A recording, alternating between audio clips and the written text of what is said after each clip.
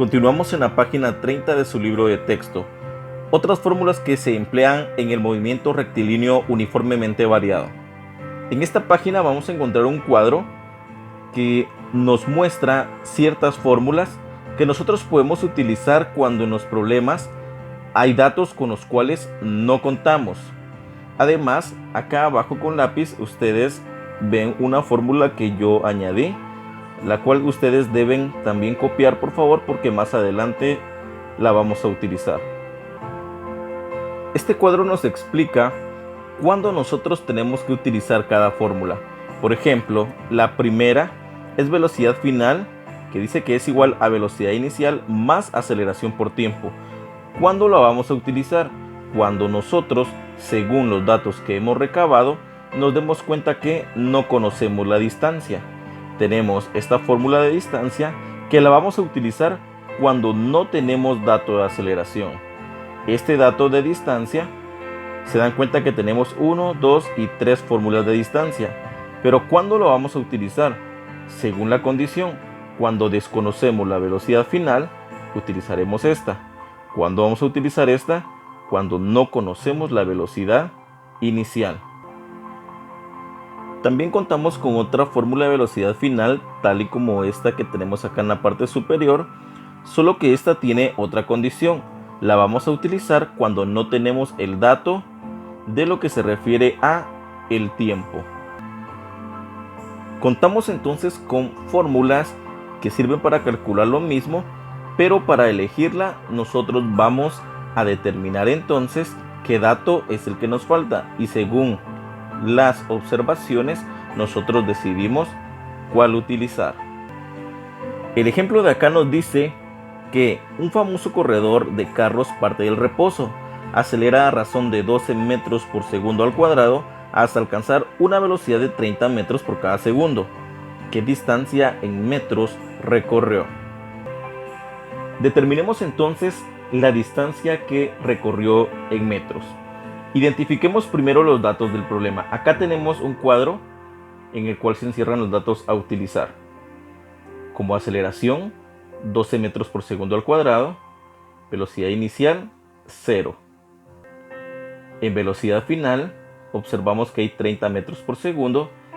Y D, que es distancia, está en signo de interrogación, porque es lo que nosotros vamos a determinar. Ahora les explico por qué quedan estos datos, cómo saber qué dato va en velocidad inicial y cuál va en velocidad final. Velocidad inicial nosotros colocamos 0. Como referencia tomamos esto de acá, que dice que parte del reposo. ¿Por qué tomamos como referencia eso? Porque cuando un cuerpo, un vehículo o cualquier cosa que estemos estudiando, que esté en movimiento, dice que parte del reposo, es sinónimo de que no estaba en movimiento. Es decir, puede ser que el carro estaba estacionado en la calle, en su garage, en cualquier parte, pero lo importante es que nos está diciendo que no tenía movimiento, y por eso entonces tiene 0. Ahora, velocidad final, 30 metros por segundo. Dice que después de la aceleración alcanzó una velocidad de 30 metros por segundo. Si estaba en reposo y tenía 0, por tanto la velocidad que adquirió después sería la velocidad final. Elegimos la fórmula apropiada entonces y después despejamos la correspondiente. Se eligió esta de velocidad final al cuadrado, que es igual a velocidad inicial al cuadrado más 2 por la aceleración y por la distancia, la cual la observamos acá. ¿Por qué? Porque dice que es cuando no tenemos el dato del tiempo, y efectivamente a nosotros en el problema no nos dieron el dato del tiempo. Pero observemos, a nosotros nos piden calcular la distancia, pero esta fórmula es de velocidad final. Por tanto aquí, en esta parte, está despejada la fórmula con base a esta, ya la que vamos a utilizar. Entonces, desglosando de esta fórmula nos queda que distancia es igual a velocidad final menos velocidad inicial, las 2 elevado al cuadrado, dividido 2 por aceleración. Este 2 es un valor constante, quiere decir que siempre va a estar en la fórmula. Sustituimos los datos en la fórmula y nos queda entonces que en la velocidad final al cuadrado tenemos lo que elegimos de 30 metros por segundo.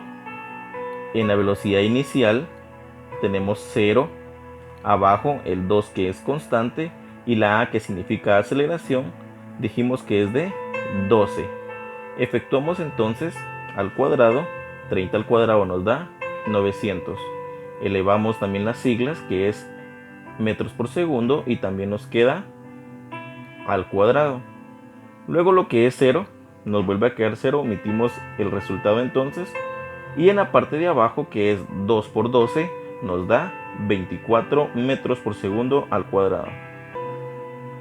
Operamos entonces y nos queda que 900 dividido 24 nos da 37.5.